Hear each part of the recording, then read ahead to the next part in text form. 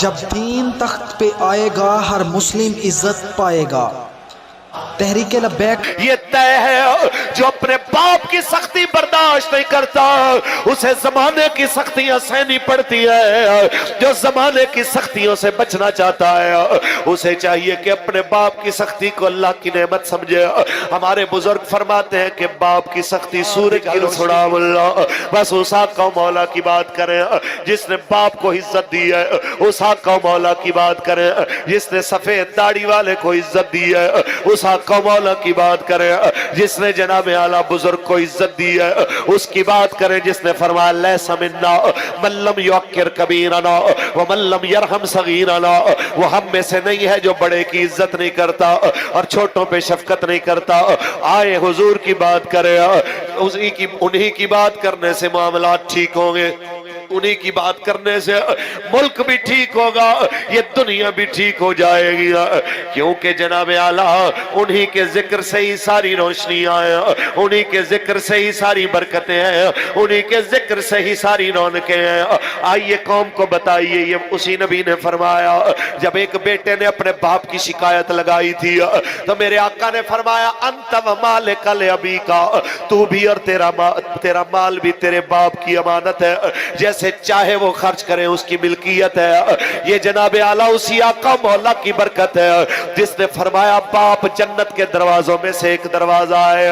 یہ اسی آقا مولا کی برکت ہے جس نے فرمایا ماؤں کے قدموں کے نیچے جنت ہے، یہ اسی آقا مولا نے فرمایا ہے کہ جناب اعلیٰ رضا الرب برضا الوالد، کہ اللہ کی رضا باپ کی رضا کے اندر ہے، اللہ کی ناراضگی باپ کی ناراضگی کے اندر ہے۔ یہ اسی آقا مولا نے فرمایا ہے کہ افشوا السلام اطعموا الطعام صلوا الارحام وصلوا باللیل والناس نیام ادخلوا الجنت بالسلام، او کما قال النبی صلی اللہ علیہ وسلم، یہ اسی نبی نے فرمایا سلام کرو، جسے جانتے ہو یا نہیں جانتے اسے بھی سلام کرو، یہ اسی نبی نے فرمایا کہ صلہ رحمی کرو، یہ اسی نبی نے فرمایا کہ خونی رشتہ داروں کے ساتھ اچھا سلوک کرو، یہ اسی نبی نے ارشاد فرمایا ہے جب دنیا سوئی ہوئی اور رات کو اٹھ کے نماز پڑھا کرو جنت میں سلامتی کے ساتھ داخل ہو جاؤ گے۔ تو اس لیے ہمیں ادھر ادھر کی باتوں پہ توجہ کرنے کی بجائے اپنے آقا و مولا کی بات پہ توجہ کرنی چاہیے، کیونکہ ہے قول نبی قول خدا، فرمان نہ بدلا جائے گا، بدلے گا زمانہ لاکھ مگر قرآن نہ بدلا جائے گا۔ رسول اللہ لبیک لبیک لبیک یا رسول اللہ لبیک لبیک لبیک یا رسول اللہ لبیک لبیک لبیک یا رسول اللہ لبیک لبیک۔ تاجدار ختم نبوت، تاجدار ختم نبوت، یہ میرے آقا کا دین ہی ہے کہ جناب اعلیٰ جو وفائیں سکھاتا ہے اپنے باپ سے بھی، اپنی ماں سے بھی، اپنے بھائیوں سے بھی، ورنہ باپ چلا گیا بیٹے کو کیا ضرورت ہے لاکھوں روپیہ لگا کے اپنے باپ کے ایصال ثواب کے لیے محفل سجانے کی۔ یہ میرے نبی کا دین ہی ہے جو آپ کو سبق دیتا ہے باپ کے ساتھ زندگی میں بھی وفا کرنی ہے، جب وہ دنیا سے چلا جائے تو بھی اس سے وفا کرنی ہے، اس کے لیے سرکار دو عالم صلی اللہ علیہ وسلم کے دین کے مطابق عمل کر کے نیکیوں کے تحفے بھیجتے رہنا ہے۔ او مسلمانوں، آج میرے سامنے بڑی تعداد میں نوجوان بیٹھے، بزرگ بیٹھے، بچے بیٹھے، میں ہاتھ جوڑ کے کہنا چاہتا ہوں جن کے والدین زندہ ہیں خدا را اپنے والدین کے ساتھ بد تہذیبی کے ساتھ بات نہ کیا کریں، اپنے والدین کے ساتھ جناب اعلیٰ کڑوے ہو کے بات نہ کیا کرو۔ یہ ان سے پوچھو جن کا باپ چلا گیا، یا ان سے پوچھو جن کی ماں چلی گئی، یا ان سے پوچھو جنہیں باپ کی جھڑکیاں کبھی بری لگتی تھی۔ یہ طے ہے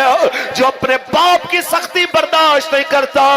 اسے زمانے کی سختیاں سہنی پڑتی ہے، جو زمانے کی سختیوں سے بچنا چاہتا ہے اسے چاہیے کہ اپنے باپ کی سختی کو اللہ کی نعمت سمجھے۔ ہمارے بزرگ فرماتے ہیں کہ باپ کی سختی سورج کی روشنی کی طرح اس کی گرمی کی طرح ہے. ظاہری طور پہ یہ چبھتی ہے لیکن فصلیں بھی اسی سے پکتی ہیں, اسی سے جناب روشنی ہوتی ہے, اسی سے رستوں کا پتہ چلتا ہے. تو باپ اگر سخت بھی بولتا ہے تو ہمارے بڑے فرماتے ہیں باپ کی سختی کی مثال اس ناریل کی مثال ہے جس کا اوپر بہت سخت ہوتا ہے لیکن اندر اس کا بڑا نرم ہوتا ہے. اپنی اولاد کے لیے اس پوری روح زمین کے اوپر جتنے آپ کے یار ہیں, جتنے آپ کے رشتہ دار ہیں, ان سب میں ایک آپ کا باپ ہی ہوتا ہے جو اپنے سے بڑھ کے آپ کو کامیاب دیکھنا چاہتا ہے. ورنہ بھائی بھی کہتا ہے بھائی میرا ترقی کرے لیکن اپنے سے آگے کوئی نہیں جانا دینا چاہتا, کہتا ہے میرے نیچے رہے یا میرے برابر رہے. لیکن ایک باپ ہے جو کہتا ہے کہ جناب میری اولاد مجھ سے بھی زیادہ کامیاب ہو. ہم آپ کے آگے دست بست عرض کرتے ہیں کہ بس کیجئے, اپنے والدین کے ساتھ اچھا سلوک کیجئے, ان کے ساتھ زیادتیاں مت کیجئے. اور ہم بزرگوں کے آگے بھی ہاتھ جوڑتے ہیں, آپ بھی بس کیجئے, آپ بھی حضور کے دین کے پاس آئیے, کیونکہ یہی دین ہے جس نے آپ کو عزت دینی ہے, یہی دین ہے جس نے آپ کے سفید بالوں کا بھرم رکھنا ہے, یہی دین ہے جس نے آپ کی پگڑی کی عزت کو دنیا کے سامنے بتانا ہے. اس دین کو چھوڑ کے اگر کسی اور نظام کی طرف آپ جانا چاہیں گے تو خدا کی قسم کبھی معاشرے میں امن نہیں آ سکتا. معاشرے میں امن تب آنا ہے جب وہ نظام آئے جو رسول اللہ لے کے آئے.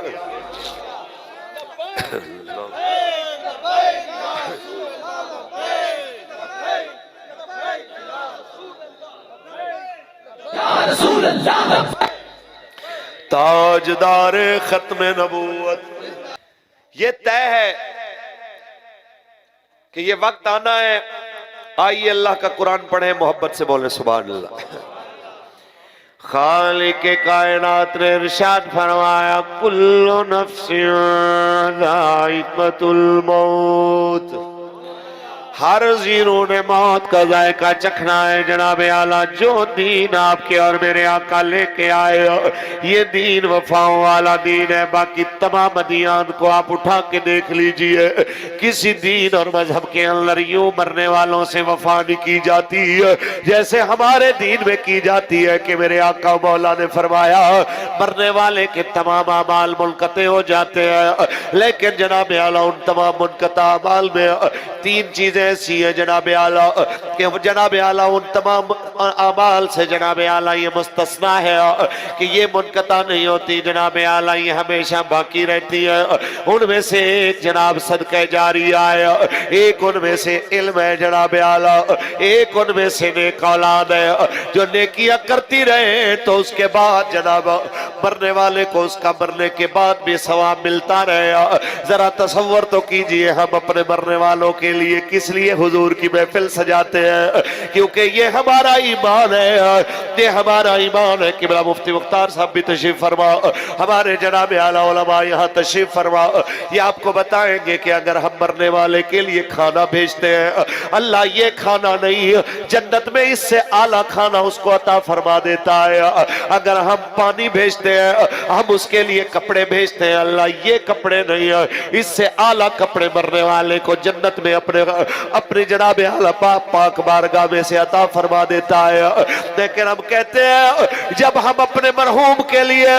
رسول اللہ کے ذکر کی محفل سجاتے ہیں, جب ہم کریم آقا مولا کے نعرے لگاتے ہیں تو یہ ہمارا ایمان ہے. رب نے اپنی مخلوق میں اس سے اچھا ذکر بنایا نہیں ہے, کیونکہ اسی کے بارے میں رب نے فرمایا وَرَفَعْنَا لَكَ ذِكْرَكَ.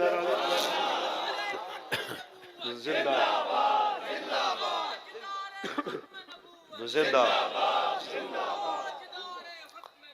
زندہ بس جناب اعلیٰ اتنا ذہن میں رکھ لیجئے کہ جناب جب ہم اپنے مرحوم کے لیے سرکار کے ذکر کی محفل سجاتے ہیں, اس کے لیے حضور کے نعرے لگاتے ہیں اس کو ثواب پہنچانے کے لیے, تو اللہ کریم یہی چیز ہو بہو سے عطا فرماتا ہے کہ دیکھ تیرے پچھلے جناب اعلیٰ کس طرح تیرے جانے کے بعد